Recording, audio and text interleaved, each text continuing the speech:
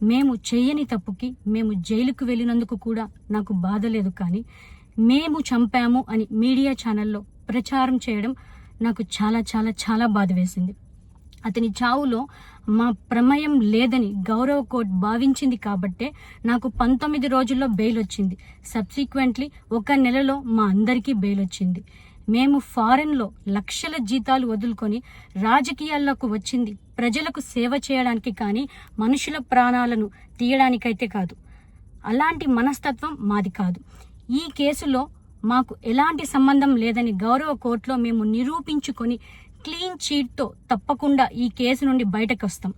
ఈ కేసు చెన్నై కోర్టులో విచారణ ఉన్నందున నేను ఈ కేసు గురించి ఇంతకు మించి మాట్లాడకూడదని మా లాయర్లు నన్ను సూచించారు.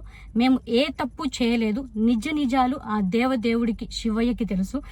ధైర్యంగా పోరాడతాం.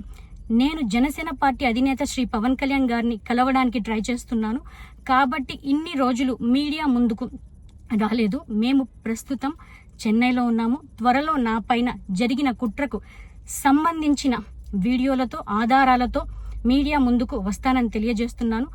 న్యాయం ఎప్పటికైనా గెలుస్తుంది. ఖచ్చితంగా న్యాయం వైపు ప్రతి ఒక్కరు నిలబడతారని భావిస్తున్నాను. సత్యమేవ జయతే. జై హింద్. మీ వినుతా కోట.